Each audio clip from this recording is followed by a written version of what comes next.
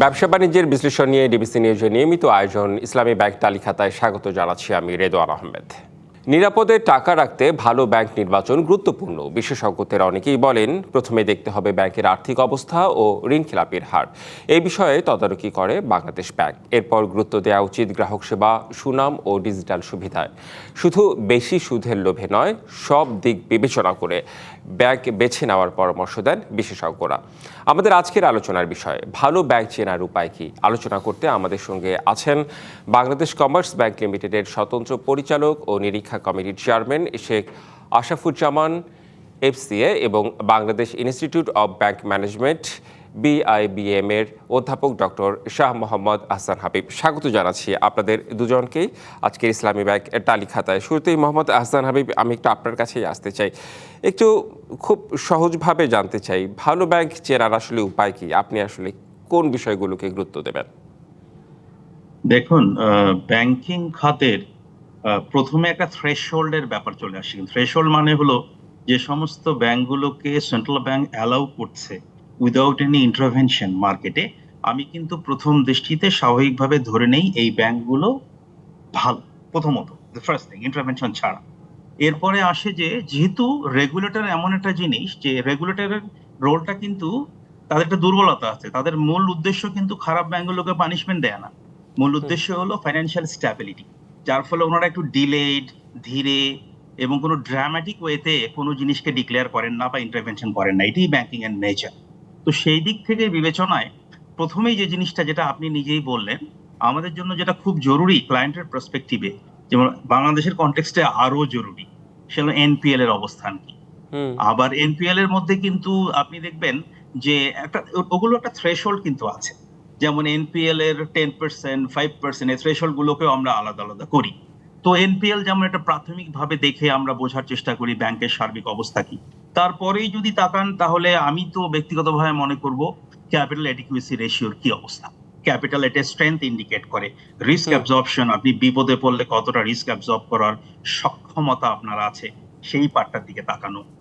আমি দেখতে চাই প্রফিটেবিলিটিকে তারপরে, বিকজ প্রফিটেবিলিটি শুধুমাত্র, যেমন বাংলাদেশে অনেক সময় আপনি দেখবেন শুধু এই যে অপারেশনাল প্রফিট নিয়ে হাইপ হয়, যেটা কিছু মিন করে না, বড় পেপারে বড় বড় জিনিস চলে আসে।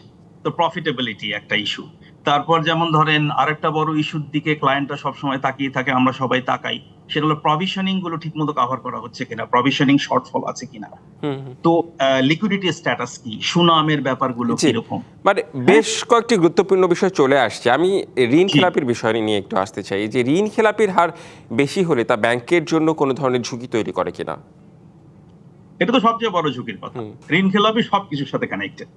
ঋণ খেলাপ যখন আপনার মন্দ ঋণ হলো, সাথে সাথে কিন্তু প্রভিশনিং রিকোয়ারমেন্ট, প্রভিশনিং যেটা প্রফিটের অংশ দিয়ে প্রভিশনটা কভার করতে হবে, তাই না? দ্বিতীয়ত হলো যে যখনই ঋণ খেলাপি হবে তখন কম ইন্টারেস্ট রেটে লোন দিতে পারবেন না, কিন্তু মার্কেটে তার কম্পিটিটিভ অবস্থান থাকবে না। আপনি ইন্টারেস্ট রেট বেশি হাই না করলে কাভার, মানে যেটাকে আমরা বলি রিস্ক প্রিমিয়াম, এইটা ছাড়া আপনি কাভার করতে পারছেন না।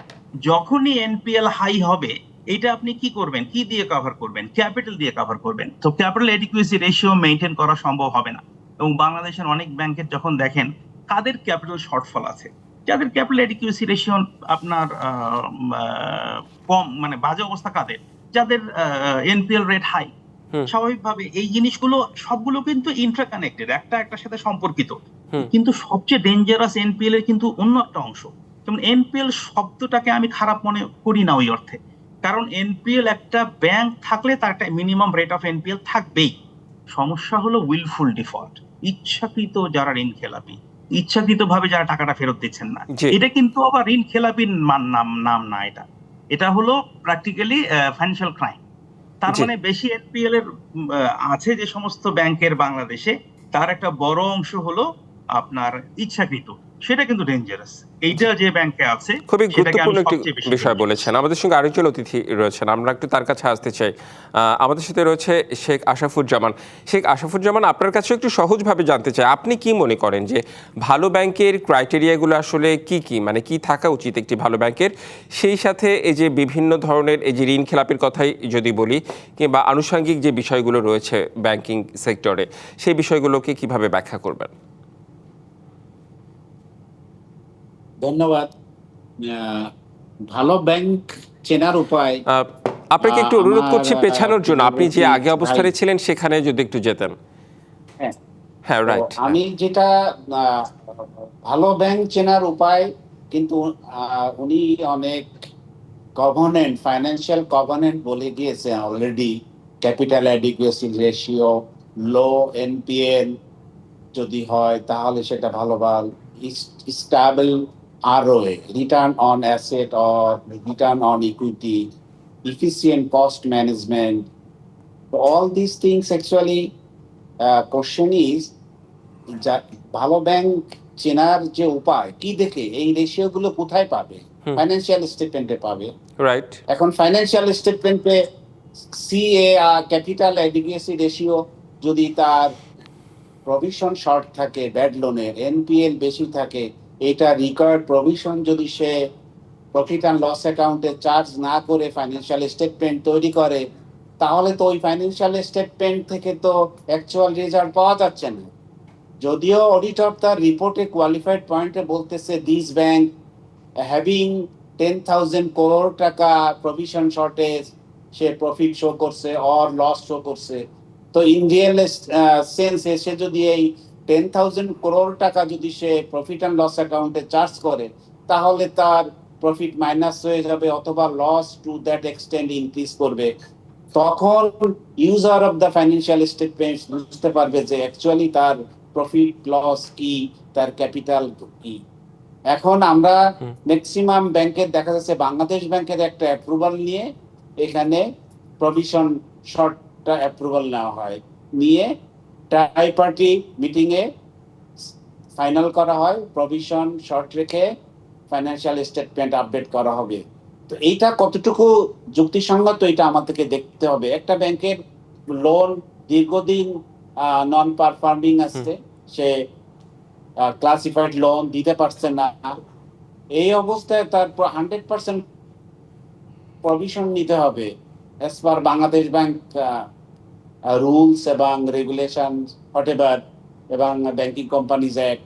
এই প্রভিশন, রিকয়ার্ড প্রভিশন না নিয়ে যখন আমি ফাইন্যান্সিয়াল স্টেটমেন্ট পাবলিকের কাছে প্রডিউস করছি, তখন আমার কিন্তু actual profit and loss show করছে না। তো তাহলে তার ইপিএস অ্যাকচুয়াল শো করছে না, তার প্রফিট অ্যাকচুয়াল প্রফিট নাই, তার ক্যাপিটাল অ্যাডিকুয়েসি রেশিও নাই। জি, এই বিষয়গুলো নিশ্চয়ই গুরুত্বপূর্ণ।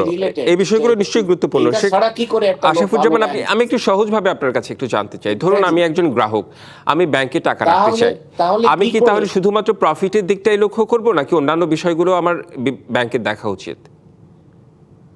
Not only profit. আমি তো একটা কভনেন্ট, আপনাকে আমি একটা কভনেন্ট বললাম, আপনি দেখবেন ব্যাংকের ডাইরেক্টর কারা, বোর্ডে কারা আছে, ব্যাংকের ম্যানেজমেন্ট কারা, ব্যাংকের এমডি কে, ব্যাংকের ইফিসিয়েন্ট ম্যানেজমেন্ট আছে কিনা। কারণ কি, শুধুমাত্র এমপিএল তো একটা বড় না, এমপিএল কিন্তু একটা সার্টেন ইস্যু। এমপিএল এই লোনের এগেইনস্টে তার কোলাটারাল সিকিউরিটি আছে, তারা আইনি প্রক্রিয়ায় লোন রিকভারি করতে পারবে যদি লিগাল অ্যাসিস্ট্যান্স পায়, স্ট্রংলি তারা ইনিশিয়েটিভ নেয়। কিন্তু এট দ্য সেম টাইম এই ব্যাংক সে তার রুগ্ন অবস্থা থেকে ফিরে আসার জন্য যথেষ্ট অল্টারনেট ব্যবস্থা আছে। তাকে মাল্টিপল লোন পোর্টফোলিও নিতে হবে, অ্যাসেট তার ইনভেস্টমেন্ট বাড়াতে হবে, সেখানে বিভিন্ন ধরনের পোর্টফোলিও তার হাতে নিতে হবে প্রফিট আর্ন করার জন্য। তো আপনারা এই জিনিসগুলো এখন মিডিয়াতে আপনারা যেভাবেতেই গুরুত্ব দিয়েছেন, আপনার মনে পড়ে 10 ইয়ার্স ব্যাক বিফোর ব্যাংকগুলো কিন্তু প্রফিট কম্পিটিশনে নেমেছিল। কোন ব্যাংক 5,000, 10,000, 12,000 কোটি টাকার প্রফিট শো করছে। ডেফিনেটলি এই প্রফিটের এগেইনস্টে তার এনপিএল এর, নন পারফর্মিং লোনের প্রভিশন তারা ঠিক মতো নেয়নি, না নিয়ে তারা প্রফিট শো করছে। ডাইরেক্টররা ডিভিডেন্ড দিয়েছে, এই ধরনের ডিভিডেন্ড নিয়ে ব্যাংকগুলো, অনেক ব্যাংক দুর্বল হয়ে গেছে। তো এটার পিছনে অনেক ইতিহাস আছে। সো আমরা এখন যেটা ভাবেতে আপনারা মিডিয়াতে এই লাস্ট 2 ইয়ার্স, 1.5 ইয়ার্স, যখন একটা সরকার পরিবর্তন হয়েছে, তখন একটা ধাক্কা লাগছে। এই ধাক্কা লাগার পরেই এখন ঝরঝর করে এই ভাঙ্গা চোরা ঘর যেমন ঝরে পড়ে, আমাদের ব্যাংকিং অবস্থা তাই হয়েছে। কিন্তু এটা বেশি খারাপ অবস্থা হয়েছে একসঙ্গে সব মানুষ প্যানিক করে টাকা তুলতে যাওয়াতে, এবং কিছু মিডিয়া এবং ব্যাংকিং সেক্টরের কিছু বড় কর্মকর্তা তারা বলছে এই ব্যাংকের জি। অবস্থা খারাপ, এই ব্যাংকের অবস্থা মানে- খারাপ। আসলে ব্যাংক কখনো খারাপ হবে না, ব্যাংক ভালো না। ব্যাংকের ভালো, সব বিষয়ে ব্যাংক আপনি ভালো। বেশ সব কিছু ব্যাংক আমরা মনে গুরুত্বপূর্ণ করি তথ্য ভালো। দিয়েছেন, কথা বলেছেন। আপনাদের দুজনই আমাদের সাথে থাকুন, একটি বিরতিতে যেতে হবে আমাদের। বিরতির পর ফিরে এসে নিশ্চয়ই আমরা সংশ্লিষ্ট বিষয় নিয়ে আরো কথা বলতে চাই। বিরতি নিচ্ছি ব্যবসা বাণিজ্যের বিশ্লেষণ নিয়ে ইসলামী ব্যাংক টালি খাতায়, সঙ্গেই থাকুন। আবারও স্বাগত জানাচ্ছি ব্যবসা বাণিজ্যের বিশ্লেষণ নিয়ে ডিবিসি নিউজের নিয়মিত আয়োজন ইসলামী ব্যাংক টালি খাতায়। আমাদের আজকের আলোচনার বিষয় ভালো ব্যাংক চেনার উপায় কি। আমাদের সঙ্গে দুজন অতিথি রয়েছেন, মোহাম্মদ আহসান হাবিব রয়েছেন শেখ আশাফুজ্জামান। মোহাম্মদ আহসান হাবিব, বিরতির পর আপনাকে দিয়ে শুরু করতে চাই। আমার দুই তিনটি ছোট ছোট প্রশ্ন রয়েছে, আপনি যদি একটু সংক্ষেপে উত্তর দিতেন তাহলে জানতে পারতাম। একটু সহজভাবে আপনার কাছেও আমি জানতে চাই যে আমি একজন গ্রাহক, আমি ব্যাংকে টাকা রাখবো কিংবা ব্যাংকের সাথে সম্পৃক্ততা লেনদেন করব আমি, তাহলে আমি আসলে কোন ধরনের ব্যাংকে বেছে নিব? মানে যে ব্যাংকে সুদের হার বেশি এমন চিন্তা করব, না সার্বিকভাবে আমি দেখব? দেখুন, একটা কথা মনে রাখা প্রয়োজন, যে ব্যাংকগুলো বাজারে অপারেট করে একটা একটা অনেকগুলো বেসিক প্রিন্সিপালের উপর অপারেট করে। একটা সূত্র দিয়ে কখনো ব্যাংকে টাকা রাখার ডিসিশন নেওয়া ঠিক না। তারপরেও বলছি, সাধারণভাবে যদি কোনো ব্যাংক মার্কেট রেটের থেকে অতিরিক্ত ইন্টারেস্ট রেট অফার করতে রাজি থাকে, এর অনেক দুই তিনটা অর্থ দাঁড়াতে পারে। তার একটা অন্যতম বড় অর্থ হলো যে তারা রেগুলার মার্কেট রেটে ডিপোজিট কালেক্ট করতে পারছে না। এইটা কিন্তু তার এক ধরনের দুর্বলতা হিসেবে ট্রিট করা যেতে পারে। যদি কোনো সবল ব্যাংক আপনার বেশি ইন্টারেস্ট রেট দিতে রাজি থাকে বা তারা খুব অ্যাগ্রেসিভ ভাবে ডিপোজিট কালেক্ট করার জন্য উদ্যোগী হয়, এটার মানে এটা দাঁড়ায় যে তার লিকুইডিটির সমস্যা আছে। সুতরাং এগুলো কিছু জিনিস কিন্তু অবজার্ভ করতেই হয়। তবে এটাও ঠিক যে একটা সাধারণ মানুষ যিনি একটা টাকা রাখবেন, ডিপোজিট রাখবেন কোনো একটা ব্যাংকে, এই সবগুলো তথ্য তার জন্য পাওয়া এত সহজ কিনা। যেমন একটা ইন্টারেস্টিং ব্যাপার বলি, এক্ষেত্রে বাংলাদেশ ব্যাংক সহ আমাদের রেগুলেটরি অথরিটি অনেকগুলো দায় এড়াতে পারে না। যেমন 2003 সালে বাংলাদেশ ব্যাংকের একটা সার্কুলার আছে, যেখানে বলা হচ্ছে যে ব্যাংকের 22টি ইন্ডিকেটর, যার মধ্যে এনপিএল, প্রফিটেবিলিটি, লিকুইডিটি স্ট্যাটাস, আপনার প্রভিশনিং রিকোয়ারমেন্ট, এই সংক্রান্ত 22টা ইন্ডিকেটর তারা এমন জায়গায় ডিসপ্লে করবেন ব্রাঞ্চের, যাতে একজন ক্লায়েন্ট এসে সরাসরি দেখতে পারেন যে এগুলো আপনার ব্যাংকের সার্বিক অবস্থাটা কি।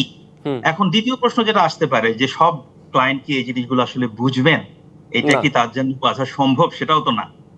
আর যদি এই তথ্যগুলো ঠিক না হয় আর এই তথ্যগুলোতে কোনো সমস্যা থাকে, সে দায় দায়িত্ব কিন্তু সাধারণ মানুষের কাছে আমি এটা কখনোই আশা করতে পারি না যে উনি একজন গবেষক হবেন এবং উনি এই জিনিসগুলো ঠিক কিনা বা এগুলো রাইটলি ডিসপ্লে করা হয়েছে কিনা, এগুলো তার দায় দায়িত্বের মধ্যে পড়ে না, স্পেশালি যদি এটা ব্যাংক হয়। কারণ ব্যাংকে কিন্তু তারাই টাকা রাখে যাদের ধরে নেই যাদের ফাইন্যান্সিয়াল লিটারেসি লেভেল খুবই লো। এবং শেয়ার বাজারে কেউ যখন টাকা ইনভেস্টমেন্ট করে, আমি কিন্তু এক্সপেক্ট করি তার ফাইন্যান্সিয়াল লিটারেসি লেভেল হাই হবে, তার রিস্কের আন্ডারস্ট্যান্ডিং থাকবে। সো ব্যাংকে ওই দায়িত্বটা পালন করতে হয় কিন্তু সেন্ট্রাল ব্যাংকে। সুতরাং এখানে ফাইন্যান্সিয়াল লিটারেসির একটা দায় দায়িত্ব কিন্তু থাকে, যে আপনি যদি ক্লায়েন্টদেরকে মিনিমাম এই ইন্ডিকেটর গুলোর মানে কি এগুলো ডিসপ্লে না করেন, না জানান, স্কুল লেভেল থেকে এগুলো মানুষের মাথায় না ঢোকান, তাহলে কিন্তু সাধারণ মানুষের এটা অ্যাসেস করার মতন ক্ষমতাই থাকে না। এই ডেটাগুলো রেডিলি অ্যাভেলেবেল হলেও ওনারা কিন্তু তখন অ্যাসেস করতে পারেন না। শুধু ডেফিনেটলি শুধু যেটা এক কথায় যে শুধু ইন্টারেস্ট রেটের বিচারে কেউ কোনো জায়গায় টাকা রাখবে, এটা আমরা কখনোই কাম্য হতে পারে না। আমি আরেকটি বিষয় একটু জানতে চাই, গ্রাহকের কোনো দায়বদ্ধতা এখানে থাকতে পারে কিনা, আর একটা হচ্ছে ডিজিটাল ব্যাংকিং। এই সময়ে এসে আসলে ডিজিটাল ব্যাংকিং সুবিধা মানুষ খুব, মানে যেখানে বেশি ডিজিটাল সুবিধা দেওয়া হয় সেখানে মানুষ বেশি আগ্রহী হচ্ছে, এই বিষয়টি নিয়ে কি বলবেন? আচ্ছা, দেখেন, প্রথমত হলো যে প্রথমে কি যেন বললেন, একটু রিপিট করবেন। প্রথম যে গ্রাহকের কোনো দায়বদ্ধতার বিষয়, আচ্ছা হ্যাঁ, একটু সংক্ষেপে যদি বলতেন। হ্যাঁ জি, গ্রাহকের দায়বদ্ধতা নাই কথা বলার কোনো সুযোগ নেই। কারণ একটা কথা বলেছি, সেন্ট্রাল ব্যাংকের একটা নিজস্ব লিমিটেশন আছে। সেন্ট্রাল ব্যাংক কিন্তু কাউকে পানিশমেন্ট দেওয়ার জন্য, অনেকে মনে করে সেন্ট্রাল ব্যাংক এটা ব্যাংক বন্ধ করে দেয় কেন না, এটা কেন করে না। সেন্ট্রাল ব্যাংক কিন্তু সবসময় কশাস থাকে যাতে মার্কেটে প্যানিক তৈরি না হয়। তার মানে ফাইন্যান্সিয়াল স্ট্যাবিলিটি তার প্রায়োরিটি, এবং তার স্টেপগুলো কিন্তু একটু স্লো হয়। ফরওয়ার্ড লুকিং স্টেপ কিন্তু ইদানিং আমরা যেটা রিস্ক বেস সুপারভিশনে যেটা আসছে এগুলোতে বলতে পারি, বাট আগে কিন্তু এরকম ছিল না। এরকম এই তো আমাদের সিস্টেমে কোনো কালেই ছিল না, বা ডেভেলপিং কান্ট্রিতে এগুলো নাই। সেক্ষেত্রে গ্রাহকদেরকে একটা জায়গায় দায় নিতে হবে, সেটা হলো যে ব্যাংকগুলো আছে তার মধ্যে বেসিক কিছু ইন্ডিকেটর কম্পেয়ার করতে হবে এবং কম্পেয়ার করার সক্ষমতা তার থাকতে হবে। জি, Yes, জানতে তবে পারলাম বেশ ব্যাংকের কিছু সবচেয়ে তথ্য আর কি। দায়-দায়িত্ব- আর ডিজিটাল জি। ব্যাংকিং এর বিষয়টা আমাদের আরেকজন অতিথি রয়েছে, আমরা একটু তার কাছ থেকে শুনে আসতে চাই। মোহাম্মদ Please. শেখ আশরাফুজ্জামান, একটু আপনার কাছে আসতে চাই। একটু বর্তমান সময়ে যে ডিজিটাল ব্যাংকিং, মানুষ কিন্তু বেশ আগ্রহী হচ্ছে এখন। বিভিন্ন ব্যাংকের অ্যাপ মানুষ ব্যবহার করছে, অর্থনৈতিক ট্রানজ্যাকশন আসলে ডিজিটালি হচ্ছে। এই বিষয়ে আপনার একটু মন্তব্য জানতে চাই। ধন্যবাদ। ডিজিটাল ব্যাংকিংটা তো আসলে এটাকে বর্তমান ওয়ার্ল্ডের টেকনোলজির সাথে মিল রেখে সময় বাঁচানোর জন্য, কস্ট ইফিসিয়েন্সি সবকিছু চিন্তা করে কিন্তু ডিজিটাল ব্যাংকিং এর দিকে মানুষ আসছে। কারণ আমার এখন প্রত্যেকটা মানুষেরই এখন এভরি মোমেন্ট তাকে কাউন্ট করতে হয়। তো এইসব বিষয়ে কিন্তু ডিজিটাল ব্যাংকিং এ তাকে ব্যাংকে যেতে হয় না, ঘরে বসে যেখানে যে অবস্থায় আছে সে ভালো ব্যাংক বিবেচনার digital ক্ষেত্রে banking কি করতে আমরা পারে। ডিজিটাল সুতরাং ব্যাংকিং কে ধরে নিতে পারি? Of course digital banking I definitely, কারণ কি ডিজিটাল ব্যাংকিং যদি এখানে কোনো আমরা যদি এটা থ্রেট মোকাবেলা করতে পারি, যেমন এখানে সাইবার থ্রেট যেগুলো আছে, তাহলে ডেফিনেটলি ডিজিটাল ব্যাংকিং ভবিষ্যৎ ফিউচার ব্যাংকিং জগতে একটা সৃষ্টি করবে। কারণ ব্যাংকগুলো নিজেও কস্ট ইফিসিয়েন্টলি রান করতে পারবে, ব্যাংকের ম্যানেজমেন্ট কস্টও কম হবে। এট দ্য সেম টাইম যারা ইউজার তারা কিন্তু খুব সহজে ব্যাংকিং সেবায় আসতে পারবে। কারণ কি অনেকে ব্যাংকে টাকা রাখে না, ব্যাংকে যাওয়ার ঝামেলা, তোলার ঝামেলা, চেক ইস্যু করা। এটা যদি সে হাতের ভিতর মোবাইল ব্যাংকিং এ, ডিজিটাল ব্যাংকিং এ সবকিছু করতে পারে, তাহলে তো আমার মনে হয় যে ইন ফিউচার ডিজিটাল ব্যাংকিংটাই হবে আমাদের মেইন প্ল্যাটফর্ম ব্যাংকিং এর। জি, আপনার কাছে একটু জানতে চাই যে হ্যাঁ, এই যে আমরা যে বিভিন্ন ব্যাংকের সুনাম বা রেপুটেশন এগুলো আসলে কিভাবে যাচাই করি, একটু সংক্ষেপে যদি বলতেন। এই জিনিসটা আসলে অনেক কঠিন। আমাদের অ্যাসেসমেন্ট গুলো প্রায় রং হয়। ব্যাংকিং এর সুনাম, কোন ব্যাংক খারাপ, কোন ব্যাংক ভালো, কোন ব্যাংকে যদি প্রচুর লিকুইডিটি আপনি একটু যদি পেছা দেন, আপনি যদি একটু পেছা দেন, আপনাকে অনুরোধ করছি। হ্যাঁ, যদি কোনো ব্যাংকে লিকুইডিটি বেশি থাকে, প্রচুর ক্যাশ মানি আছে, সে ইনভেস্ট করতে পারছে না, কোথাও লোন দিতে পারছে না, তাহলে কি সেই ব্যাংক ভালো? Definitely not. কোন ব্যাংক প্রচুর ইন্টারেস্ট দিচ্ছে লোনের উপর, সেটাও, এবং সে প্রফিট করছে অথবা প্রফিট ইনফ্লেট করছে, সেটাও ভালো ব্যাংক না। সবকিছু একটা ব্যালেন্সড একটা ব্যাংকিং সিস্টেম, সেটাকে আমরা ভালো ব্যাংক বলবো। এখন কোশ্চেন হচ্ছে এই ব্যালেন্স সিস্টেম যারা ইউজার তারা কিভাবে জানবে? এখন আপনাদের আজকে টপিকস হচ্ছে ভালো ব্যাংক চেনার উপর। ভালো ব্যাংক চেনার, যিনি টাকা জমা রাখবেন ওনার জন্যই এক ধরনের ব্যাংকিং প্রয়োজন। যিনি লোন নিবেন তার ক্ষেত্রে আবার ইন্ডিকেটর গুলো আলাদা separate. So all this things, এই যে ব্যাংকিং লিটারেচার এবং এই যে liquidity, capital adequacy, whatever the other যে কম্পোনেন্ট গুলো আছে, এগুলো জানার বোঝার যে সক্ষমতা, এটা আমাদের শিক্ষিত লোকেরই অনেকেই নাই। আর যারা টাকা রাখে, ব্যাংকিং করে, লোন নেয়, অনেকেই দেখবেন এইসব চিন্তা করেন না। তারা বেশি ইন্টারেস্ট দিচ্ছে সেখানে টাকা রাখে, যেখানে লোন কম দিচ্ছে, সহজে লোন দিচ্ছে, লোনের কোলাটারাল সিকিউরিটির ক্ষেত্রে যাচাই বাছাই বেশি করে না, মানে বেশ কিছু গুরুত্বপূর্ণ বিষয় চলে আসছে আপনাদের দুজনের কথায়, বক্তব্যে। আমাদের আলোচনার পরিধি আসলে অনেক বড়, সময় স্বল্পতার কারণে আমরা আসলে আলোচনা করতে পারলাম না।